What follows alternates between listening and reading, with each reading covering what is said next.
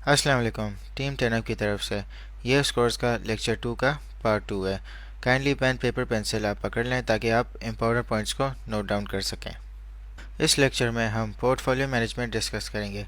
Portfolio management सबसे important topic है आपके पूरी ट्रेडिंग जर्नी का। कोर्स में हम रिस्क टू रिवॉर्ड रेशियो के बारे में पढ़ेंगे और उसके कुछ एग्जाम्पल्स देखेंगे, और फिर उसके बाद हम पोर्टफोलियो और मनी मैनेजमेंट पे डिस्कस करेंगे। तो दोस्तों, अब बात करते हैं रिस्क टू रिवॉर्ड रेशियो की। ट्रेडिंग में तीन तरह की चीज़ें होती हैं, बाइंग और सेलिंग। फिर उसके बाद होता है टेक प्रॉफिट, इसको आप टीपीपी कहते हैं।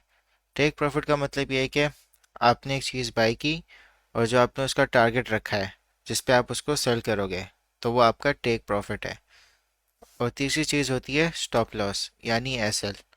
इसका मतलब ये है कि आपने एक चीज़ बाई की और उसका आपने एक प्राइस सोचा हुआ कि हाँ, अगर ये इस प्राइस तक ये गिरी और मैं इतने लॉस में इसके यहाँ पे एग्जिट हो जाऊंगा, तो इसको कहते हैं स्टॉप लॉस। तो आपने हमेशा इनके शॉर्ट फॉर्म्स को याद रखना है। टेक प्रॉफिट का टीपी है और स्टॉप लॉस का एसएल है।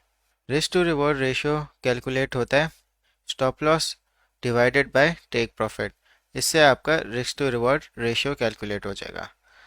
रिस्क टू रिवॉर्ड रेशियो आपको बताता है कि आप कितना लॉस करने के लिए तैयार हो और कितना प्रॉफिट करने के लिए तैयार हो। इसको एक एग्जांपल से समझते हैं। आपके पास फंड है $1000 का, तो आपने $100 की ट्रेड ली $100 के प्राइस पे। तो आपने जो स्टॉप लॉस है वो आपने लगा दिया $10 का, यानी कि अगर प्राइस $100 से $90 पे गिरी तो आप $10 के लॉस में आप एग्जिट हो गए।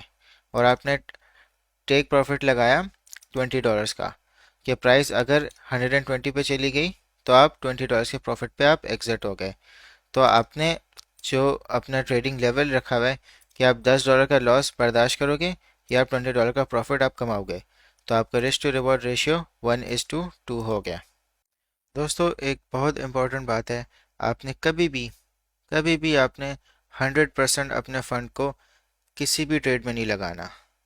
मैं इसको लिख रहा हूँ कि never trade 100% of your fund और कैपिटल, क्योंकि ये एक ऐसी मिस्टेक है कि ये आपको मार्केट से आउट कर सकती है। देखें, मार्केट 24/7 होगी, मगर जो आपका कैपिटल है वो आपको मार्केट में रख रहा है। क्योंकि अगर आप 100% अपना फंड एक ट्रेड पे लगा देते हैं तो उसका प्रॉफिट 100%, 200%, 300% जितना भी होगा वो प्लस में जा सकता है। मगर अगर वो माइनस में गया तो वो एक ही दफ़ा 100% माइनस में जाएगा और ज़ीरो हो जाएगा। तो दोस्तों, आपने हमेशा इंश्योर करना है कि आप हमेशा कैलकुलेटेड रिस्क ले रहे हैं। क्योंकि जब आप कैलकुलेटेड रिस्क ले रहे हैं तो आपके जो माइंड है वो तैयार होगा कि अगर ट्रेड आपके अगेंस्ट गई तो आपको कोई मतलब स्ट्रेस या आपको एनजाइटी नहीं होगी, क्योंकि आपने कैलकुलेटेड रिस्क अप्रोच ली है। आपको पता था कि अगर मेरी ट्रेड मेरे अगेंस्ट गई तो मैं इतना लॉस करूंगा, और अगर मैं प्रॉफिट पे गया तो मैं उतने प्रॉफिट पे एग्जिट कर लूंगा। आपने हमेशा अपने माइंड को प्रिपेयर रखना है किसी भी सिचुएशन के लिए। अगर आप कोई इस टाइप की ट्रेड लेते हैं जहाँ पे आपने रिस्क कैलकुलेट नहीं किया हुआ और वो ट्रेड आपके अगेंस्ट जाएगी, तो वो आपका स्ट्रेस, आपका कॉन्फिडेंस, आपको बिल्कुल वो आपको डिप्रेस कर देगी। तो आपने हमेशा केयरफुली अपनी जो रिस्क है आपने उसको मैनेज करना है और आपने कैलकुलेटेड मूव्स मार्केट में लेने हैं। दोस्तों, दुनिया का हर ट्रेडर या बिजनेसमैन हमेशा बिजनेस में लॉस करता है। लॉस जो है वो आपका हमेशा जर्नी का पार्ट होगा। क्योंकि अगर आप कभी लॉस नहीं करोगे तो इसका मतलब ये है कि आप हमेशा अपने लक पे रिलाई कर रहे हो, और जिस दिन आपका लक रन आउट होगा उस दिन आपका 100% आपका पूरा फंड या कैपिटल वाइप आउट हो जाएगा। आप मार्केट से बिल्कुल आप एग्जिट हो जाओगे। तो जो लॉस है वो आपकी ट्रेडिंग साइकिल का एक पार्ट है, आपने उसको एक्सेप्ट करना है। आप हमेशा नहीं जीतोगे, आप हारोगे भी, तो आपने हमेशा ये अप्रोच रखनी कि आपने बेहतर से बेहतर होना है। तो मैं आपको एग्जांपल्स दे रहा हूँ रिस्क टू रिवॉर्ड रेशियो की, कि आपने अगर आप इस टाइप का रिस्क टू रिवॉर्ड रेशियो बनाओगे तो आप क्या प्रॉफिटेबल होगे या आप लॉस में होगे। तो दोस्तों, अब हम देखते हैं कि आप किस तरह आप अपना रिस्क टू रिवॉर्ड रेशियो आपने सेट करना है। तो हम कुछ एग्जांपल्स देखते हैं। पहले एग्जांपल में अगर आपका स्टॉप लॉस $20 का है और आपका टेक प्रॉफिट $10 का है, तो जो आपका रिस्क टू रिवॉर्ड रेशियो बनेगा 2:1। अगर आप 10 ट्रेड्स करते हो और उनमें से आपकी 50% सक्सेसफुल होती हैं, यानी आपकी 5 ट्रेड्स सही गई, तो और 5 ट्रेड्स आपकी गलत गई, तो आप फिर भी $50 के आप लॉस में हो गए। अगर आप इस टाइप का स्टॉप लॉस और टेक प्रॉफिट रखते हो जिसमें आप 2:1 आपका रेशियो बन रहा है, तो आपने ये बिल्कुल अवॉइड करना है। और सेकंड टाइप, जहाँ पे आपने इक्वल रखा हुआ है, स्टॉप लॉस भी $10 का और टेक प्रॉफिट भी $10 का, 1:1 रखा हुआ है, और इसमें भी आप 50% ट्रेड्स आपकी सही गई, 50% ट्रेड्स आपकी गलत गई, आप नेट पे हो जाओगे, यानी कोई इसका इम्पैक्ट नहीं होगा।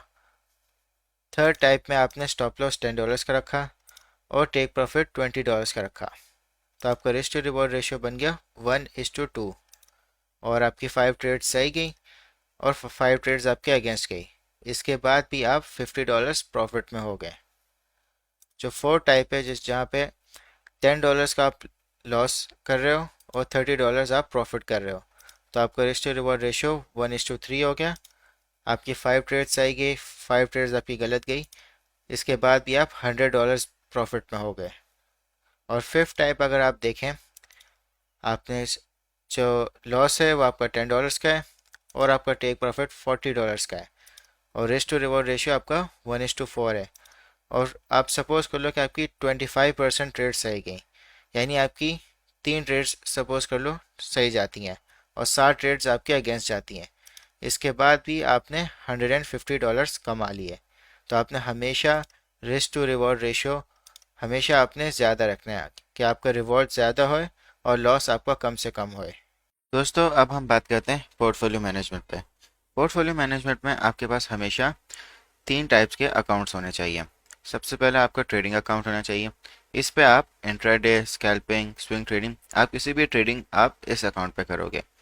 आपने डिसिप्लिन ट्रेडिंग करनी है। डिसिप्लिन ट्रेडिंग इसलिए क्योंकि अगर आप डिसिप्लिन मेंटेन नहीं करोगे तो आपका जो अकाउंट है ये वैनिश हो जाएगा।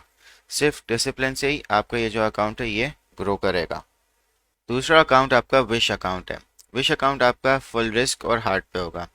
इसका मतलब ये है कि जब आप डेली चार्ट्स पे बैठोगे तो आपको नज़र आएगा कि ट्रेड बनती है, बाय या सेल करना चाहिए, तो ये जो आपको फीलिंग बार बार आएगी तो आपने उसको इस अकाउंट में करना है।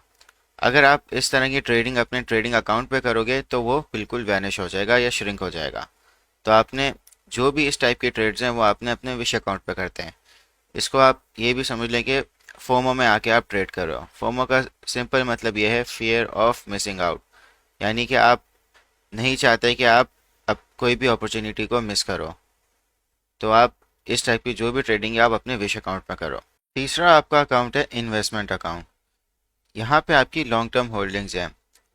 ये हाईली रिकमेंडेड है कि आप इन्वेस्टमेंट अकाउंट अपना मेंटेन करो, क्योंकि अगर आप भले ट्रेडिंग अकाउंट या विश अकाउंट से कमाओ ना कमाओ, आप अपने फ्यूचर में अपने इन्वेस्टमेंट अकाउंट से आप कमा लो। यहाँ पे आपने सिर्फ तब पैसा लेके आना है जब आपको मार्केट बॉटम लगे, और आपने यहाँ पे तब सेल करना है जब आप मार्केट के टॉप पे।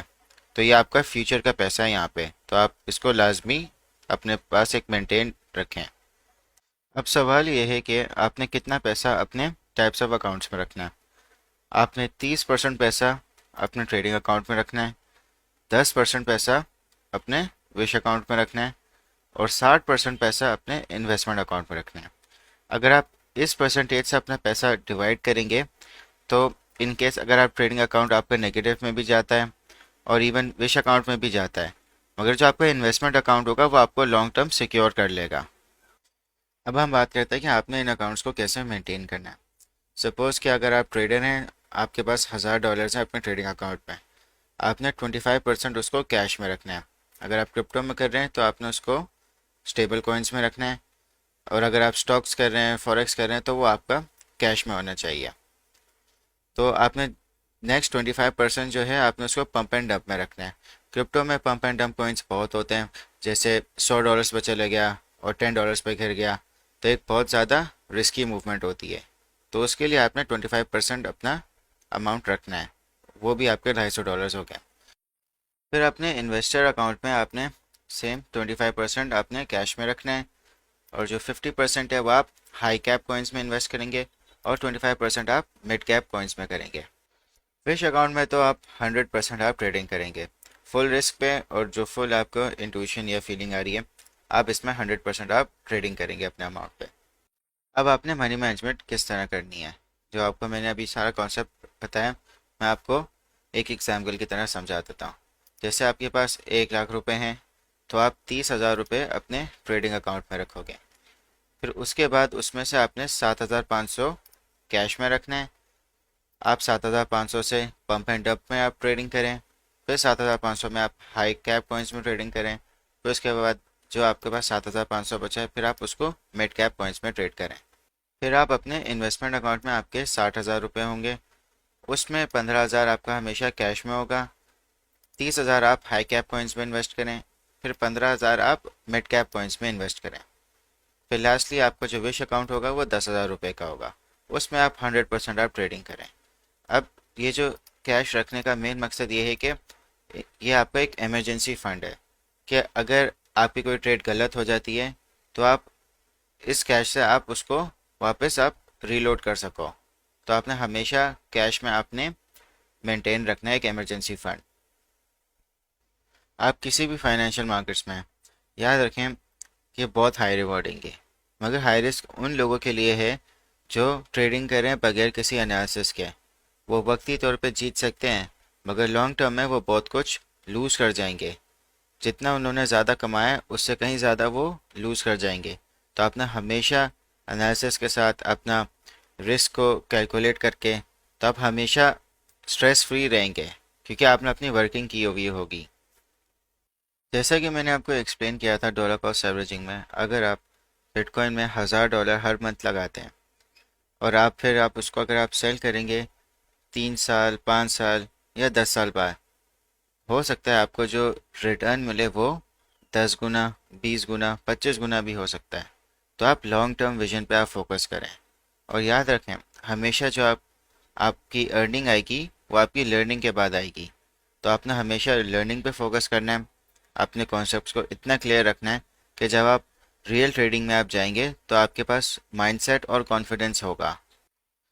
याद रखें हमेशा वो बंदा हारेगा फाइनेंशियल मार्केट्स में जो बहुत ही शॉर्ट टर्म में ज़्यादा प्रॉफिट बना ले, क्योंकि लॉन्ग टर्म में वो बहुत ज़्यादा लॉस करेगा। तो हमेशा इस टाइप का बंदा हारेगा। तो आपने हमेशा अपने कॉन्सेप्ट्स पे, अपने रिस्क पे, इस पे आपने फोकस करना है। और सबसे ज़्यादा मुश्किल काम जो फाइनेंशियल मार्केट्स में वो है कि आपने कुछ नहीं करना। जब आप इस सिचुएशन में आएंगे तो आप रिसर्च पे फोकस करें, आप जितना आप एनालिसिस कर सकते हैं आप उस पर फोकस करें, ताकि जब आप अपना मूव करें तो उस पर आपकी वर्किंग होएगी, उस पर आपका रिस्क कैलकुलेटेड होगा। तो इसमें जो आपके सक्सेस के चांसेस हैं वो काफ़ी ज़्यादा हाई हो जाएंगे। मेरी तरफ से आप सबको रिकमेंडेशन है, आप जितनी लर्निंग कर सकते हैं आप करें, फिर उसके बाद आप ट्रेडिंग में आएँ। देखें, अगर आप जो भी आप अर्न कर रहे हैं उसको आप अगर अपने बैंक में रखेंगे तो वो डिक्रीज़ होता जाएगा हर साल, क्योंकि इन्फ्लेशन है। इन्फ्लेशन से उसकी वैल्यू हर साल कम होगी। तो आपने इन्फ्लेशन के इफेक्ट से बचने के लिए आपने हमेशा इन्वेस्टिंग करनी है, आपने पैसे से पैसा बनाना है। इस लेक्चर को अब हम कंप्लीट करते हैं। मैं उम्मीद करता हूँ कि आपको सारे कॉन्सेप्ट्स बहुत क्लैरिटी से समझ आ गए होंगे। तो अब हम क्विज़ पे जाते हैं। दोस्तों अब हम क्विज़ पे आते हैं। पहले क्वेश्चन में आपने risk to reward ratio calculate करना है। आपको मैंने 3 कैलकुलेशंस दी हुई हैं, इसमें आपको टेक प्रॉफिट और स्टॉप लॉस दोनों दिए हुए हैं। फिर आपने दूसरे क्वेश्चन में ये एक्सप्लेन करना है कि आप किस तरह ट्रेड करेंगे तीनों टाइप्स ऑफ अकाउंट्स में, ट्रेडिंग में, इन्वेस्टिंग में और विश में। लास्ट क्वेश्चन में आपने पोर्टफोलियो कैलकुलेट करना है। आपके पास 2 पोर्टफोलियोज हैं, पहला आपका $10,000 का है, दूसरा 50,000। आपने पूरा इनका पोर्टफोलियो कैलकुलेट करना है, और आप याद रखें आपने इनके टाइप्स ऑफ अकाउंट बैलेंसेस भी बताने कि ट्रेडिंग में कितना होगा, इन्वेस्टिंग में कितना होगा और विश में कितना होगा।